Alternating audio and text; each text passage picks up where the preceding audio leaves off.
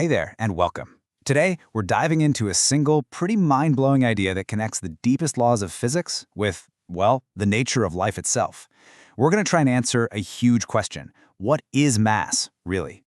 And it all kicks off with this thought. What if some of the universe's most basic concepts, matter and energy, or rest and motion, aren't separate things at all?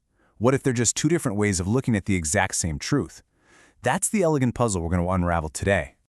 All right, so to start, we're going to look at two of the most famous equations in all of science.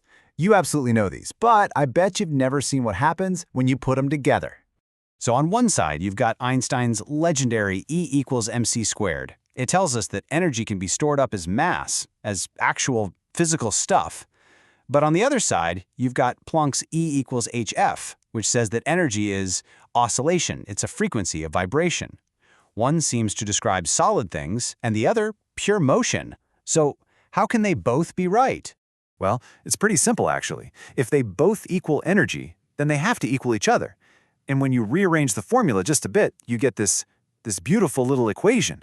Now, the key insight here isn't that mass is frequency, not literally. It's that they are two different expressions of the same exact currency, energy. Okay, so this gives us a really powerful new way to think about the universe. It's this fundamental dance between two different states of energy. Here's the core idea, right? Think of frequency as energy that's on the move. It's dynamic, it's flow, kind of like a wave traveling across the ocean.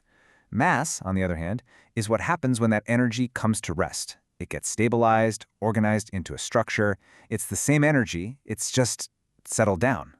And this is where quantum physics jumps in and takes things even deeper. It turns out that every single particle, even when it looks perfectly still, has something called a Compton frequency. It's like this intrinsic, fundamental rhythm that's tied to its very existence. It's the oscillation that is its energy at rest. And just get a load of that number. For just one electron, that frequency is 10 to the 20th power. That is a 1 with 20 zeros after it. We're talking 100 million trillion oscillations every single second. So the big takeaway here is that even stuff that looks totally motionless is just humming with an unbelievable amount of energy. So this idea that everything has its own built-in rhythm, well, it forces us to completely rethink what matter or a particle even is.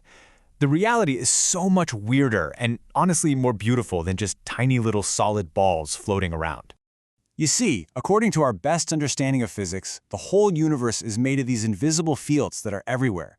And what we call a particle, like an electron or a quark, isn't really a thing. It's just a localized, focused vibration in one of those fields. It's like a single note being held forever on a cosmic guitar string.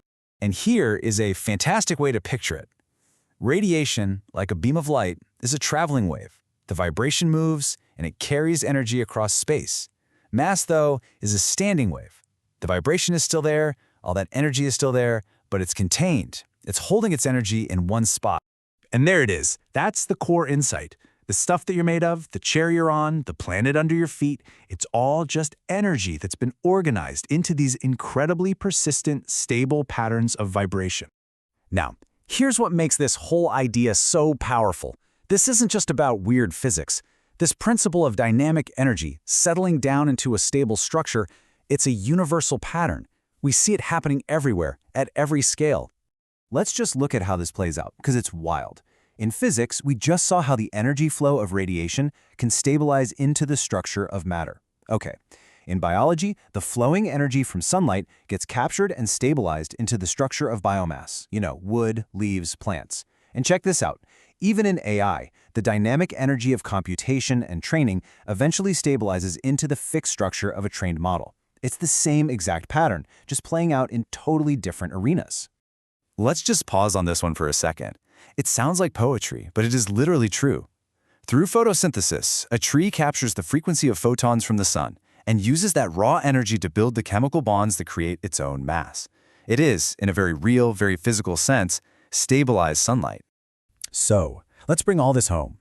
If the universe is really built on this principle, it kind of changes how we should look at everything, from the tiniest particle right up to our own existence. This is such a profound shift in perspective. We tend to think of the world as just a big collection of objects, of things. But what if it's more accurate to see it as a symphony of vibrations, a collection of patterns and rhythms that have just found a way to stick around. And this might just be the most elegant summary of this entire idea. Mass isn't a substance. It's a behavior. It's a pattern of vibration that managed to achieve stability. It's a rhythm that found a way to endure.